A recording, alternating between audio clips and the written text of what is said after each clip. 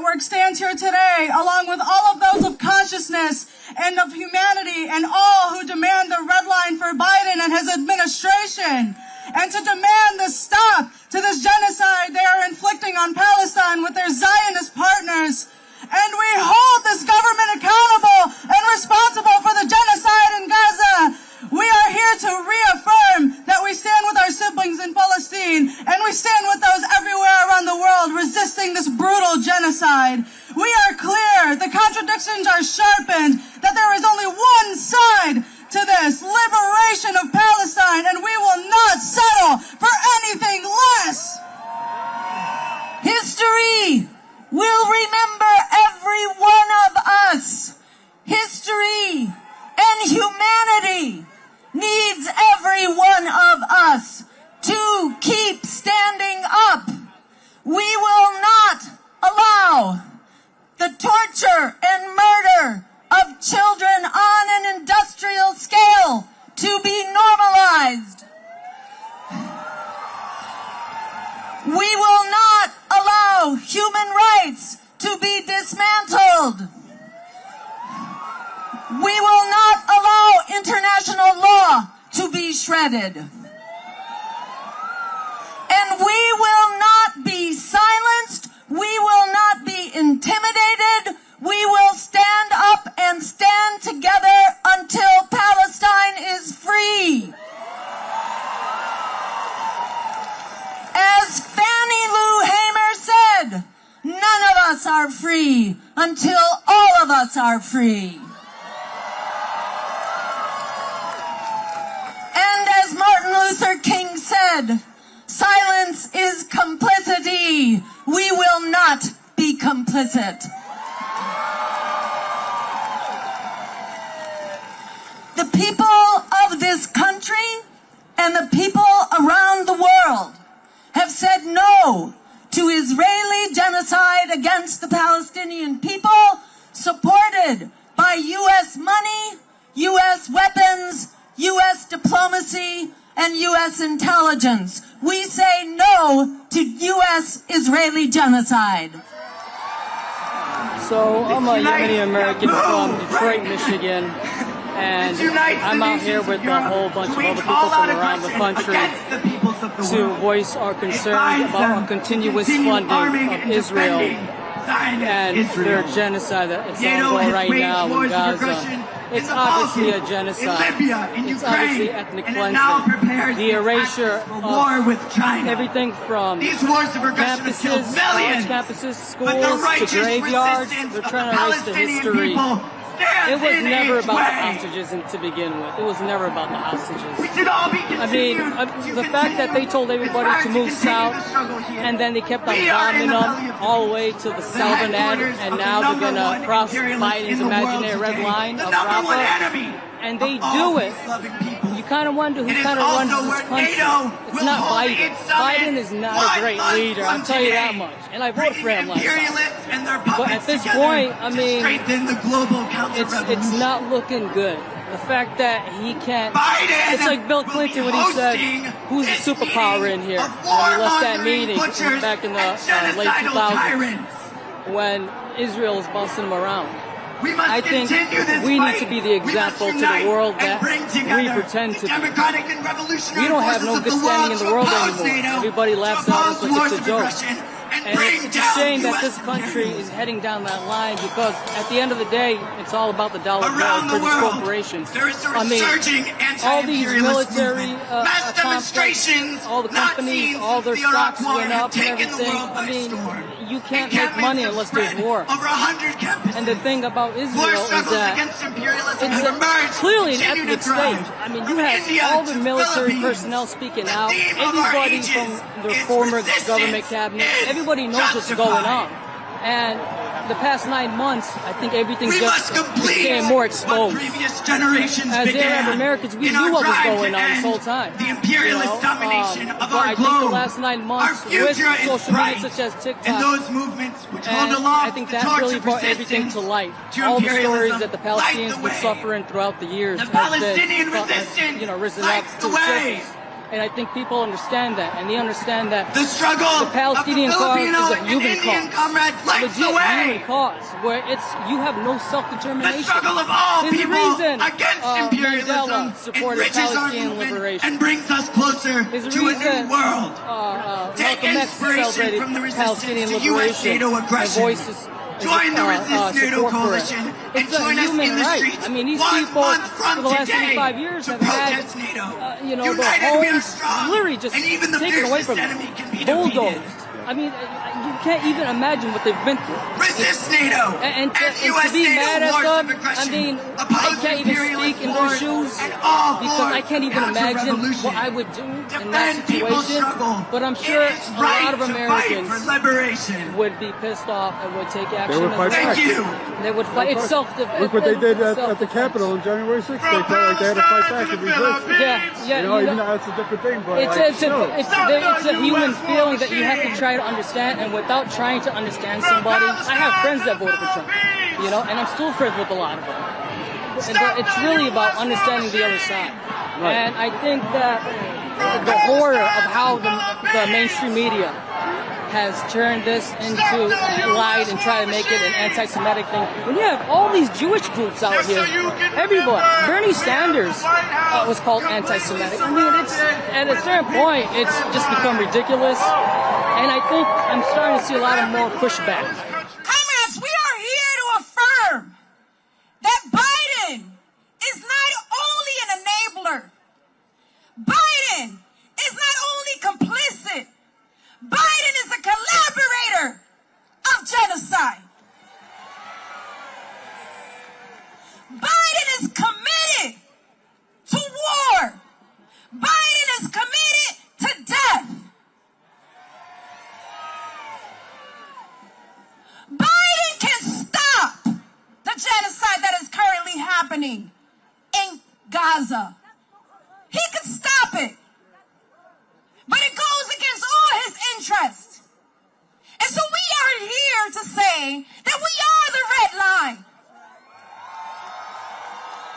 We are the red line against genocide. But beyond that, we are the red line against the U.S. imperialist project.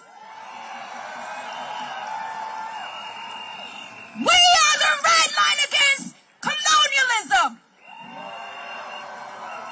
And we are the red line against the capitalist state that births terror.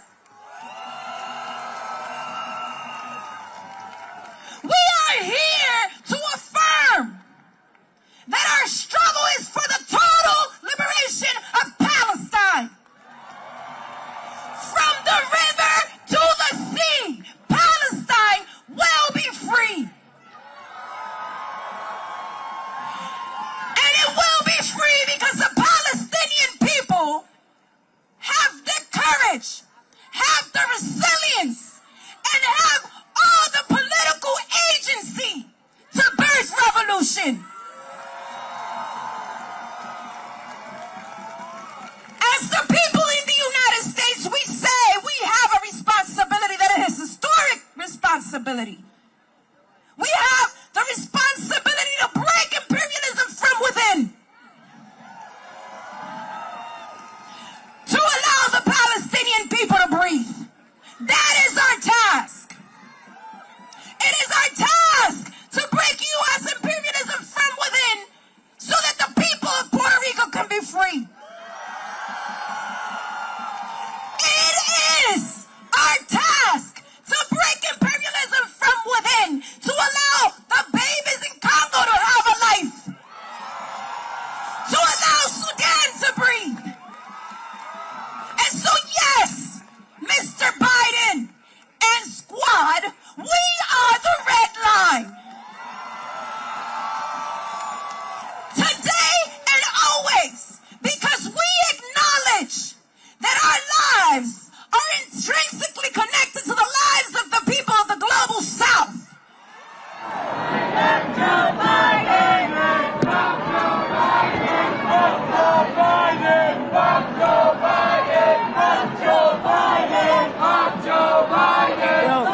Catholic. I was baptized Catholic. I'm still Catholic. Joe Biden was baptized, but he supports abortion. He's a genocidal maniac. He's ungodly. He has no respect for international law, human rights, or the common good. He's guilty with Benjamin Netanyahu for those war crimes. He shouldn't be sending weapons for this genocidal monstrosities that are going. He went to the Norman beaches to remember D-Day in 1944. But the thing is, Adolf Hitler, like Joe Biden, was also a baptized Catholic. They were both genocidal, death-dealing maniacs. He doesn't respect God, and he doesn't respect Jesus Christ either. And they don't respect the legacy of Dr. Martin Luther King, who condemned violence and said that the United States is the greatest purveyor of violence in all the world. Well, he died on April the 4th of 1968. What he said then is true now. The United States, Dr. Martin Luther King condemned nuclear weapons in 1959 when he was 30 years of age. The United States government and people, they worship nuclear weapons. They don't want to accept Jesus Christ's peace offer, where the head of the human race, the Messiah, Jesus Christ, said, "My peace I give you, not as the world gives it." They want to accept the death dealing offered by Satan the devil. We've got to send these Antichrist nuclear weapons back to hell where they came from. Free the people, free the land. Free the people, free the land. No peace of stolen land. No peace of stolen land. We here on the west coast of Turtle Island stand as one unit in front of the LA City Hall, which is complicit in genocide and the repression of the Palestinians and all people fighting for liberation against Zionism and imperialism. We have seen Governor Newsom, who's going to be making a presidential bid coming soon, order West Coast Police Departments to sweep student encampments, arrest protesters, and increase violence in our streets. We saw San Diego PD calling Border Patrol on their students. We saw San Francisco PD arrest 70 protesters who occupied the Israeli consulate. UC Irvine PD called in 20 different police departments to riot against our students. We've seen LAPD abet the violent attacks from Zionists in this community on students at UCLA for hours. And these are not isolated incidences, nor are they coincidences. These are things that are happening systemically because our cities across the West Coast uphold Zionism as part of their project.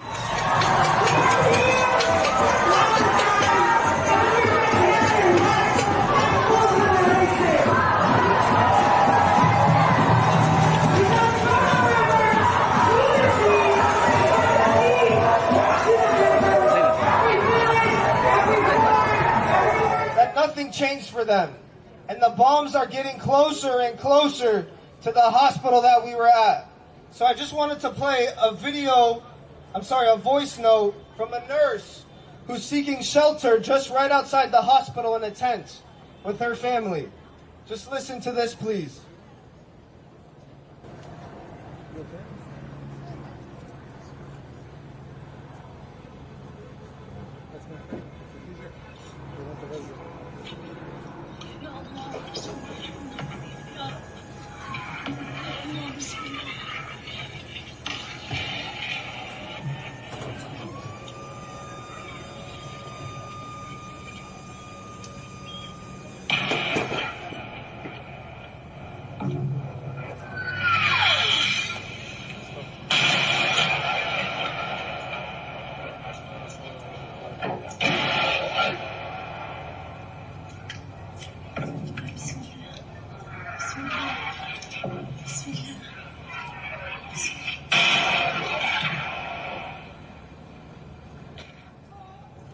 Sorry, it wasn't the best audio, but this is right next to the hospital. This isn't even in Rafah. This is in Khan Yunis, a supposed safe zone. And so my last message is, you know, this is an American war. You know, one day when I was there, I was looking at a lifeless child, about 2 years old, with curly hair, and she was killed, she died. And I'm looking at her, and I honestly thought about Biden. And I said, why is Biden killing these kids? What is the purpose of this war? This is clearly an American war. Yes, Netanyahu has his finger on the trigger, but every bullet, every bomb is coming from Biden. So we have to make sure he pays the price. And don't let anyone make you feel guilty. Only Biden is responsible for Biden. Okay? So I need to see a pledge today. No one is voting for Biden in November.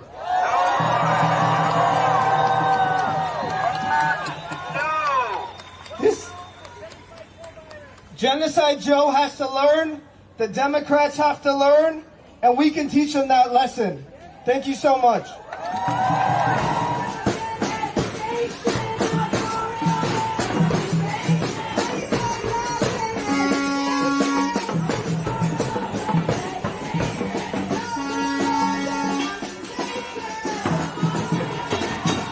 There's been a history of police brutality against the LGBTQ+ community, including queer and trans folks of color, those who are disabled, those who are working class, or those who are activists, so the most marginalized and disenfranchised in our community. And these corporations have given money to politicians and political organizations that are eroding workers' rights, the civil rights and civil liberties of people of color and members of the LGBTQ+ community. They overturn, Roe versus Wade and affirmative action, and they are polluting the air, land, and water, causing the climate crisis. And Pride, it started as a protest, and there were a lot of grassroots organizations and small businesses that were very supportive of the community, and now we have companies that are not paying fair wages to their workers, union busting, the whole 9 yards. So, you know, these big companies should not belong there. There needs to be private security and a volunteer safety and security team rather than LAPD, LAFC, or any other law enforcement agency. They should be strictly reduced to traffic control at this point. Yeah, it seems to me that the reason they're there is for marketing purposes. Now it's not popular to be pro-gay rights or whatever, so they're jumping on the bandwagon and trying to get some social media clout by doing that. I want to ask you about pink washing. A lot of the signs in the contingent said no more pink washing in Israel. I think that is referring to the IDF saying, like, hey, we're okay with gay rights, we're good with that. Muslims aren't, they're very anti-gay, Palestinians are anti-gay, you should love us more because we're pro-gay.